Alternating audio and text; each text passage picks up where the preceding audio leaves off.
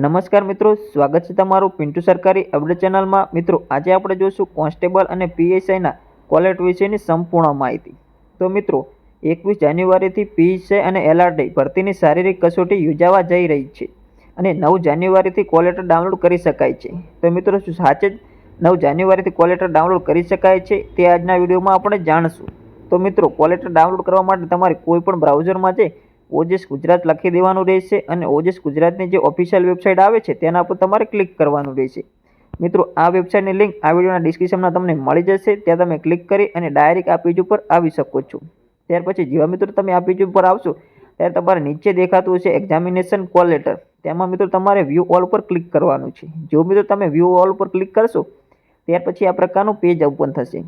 તે પેજમાં મિત્રો સિલેક્ટ જોબ છે તેમાં મિત્રો તમારે સિલેક્ટ કરવાનું રહેશે એલઆરડી પીએસઆઈ। તો મિત્રો હાલ તે ઓપ્શન નથી, હાલ 9 જાન્યુઆરી થઈ છે પણ કોલેટર ડાઉનલોડ કરી શકાતા નથી।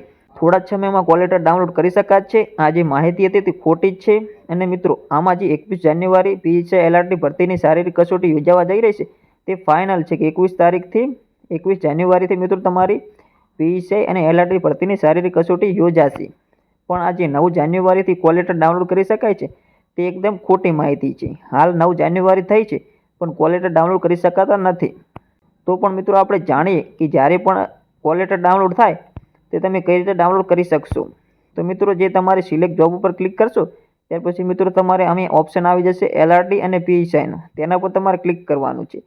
હાલ મિત્રો આપણે ક્લિક કરીશું જુનિયર ક્લાર્ક વિશે। તો જુનિયર ક્લાર્કમાં ક્લિક કરશો ત્યાર પછી મિત્રો તમારે નીચે કન્ફર્મેશન નંબર નાખવાનો રહેશે, ત્યાર પછી નીચે તમારી બર્થ ડેટ નાખી દેવાની રહેશે અને કેપ્ચર દેખાય કેપ્ચર નાખી પ્રિન્ટ કોલેટર ઉપર ક્લિક કરી દેવાનું રહેશે। જો બી તો તમે પ્રિન્ટ કોલેટર ઉપર ક્લિક કરશો એટલે તમારું કોલેટર ડાઉનલોડ થઈ શકે છે।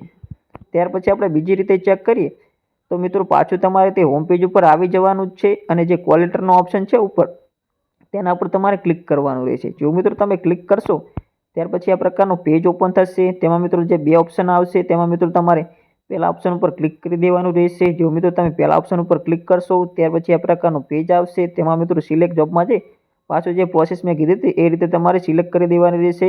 ત્યાર પછી કન્ફર્મેશન નંબર નાખવાનો રહેશે, બર્થ ડેટ નાખવાની રહેશે અને કેપ્ચર નાખી અને પ્રિન્ટ કોલેટર ઉપર ક્લિક કરી દેવાનું રહેશે। જો મિત્રો તમે ક્લિક કરશો ત્યાર પછી આ પ્રકારનું પેજ આવી જશે એટલે કે તમારું કોલેટર ડાઉનલોડ થઈ જશે। જ્યારે પણ કોલેટર ડાઉનલોડ થશે તમે આ પ્રોસેસથી તમે કોલેટર ડાઉનલોડ કરી શકો છો। ત્યાર પછી મિત્રો આપણે જાણીએ કે તમારો કન્ફર્મેશન નંબર તમે ભૂલી ગયા છો તો કન્ફર્મેશન નંબર કઈ રીતે મેળવવાનો। તો મિત્રો તમારે નીચે થોડું સ્ક્રોલ કરવાનું રહેશે અને તમારે નીચે લખેલું છે તમારો કન્ફર્મેશન નંબર જાણવા માટે અહીં ક્લિક કરો તેના પર તમારે ક્લિક કરવાનું છે। ત્યાર પછી તે ક્લિક કરશો એટલે તમે ત્યાં તમારી થોડી વિગત નાખી અને મિત્રો તમે જાણી શકશો કન્ફર્મેશન નંબર। તો આ તો મિત્રો સંપૂર્ણ માહિતી। વિડીયો ઉપયોગી લાગ્યો તો વિડીયોને લાઇક કરો, તમારા મિત્રો સુધી શેર કરો માહિતીને અને અમારી ચેનલ પિન્ટુ સરકારી અપડેટ પર નવા છો તો ચેનલને સબસ્ક્રાઇબ કરો। મળી આવી જ માહિતી સાથે। જય હિન્દ, જય ભારત।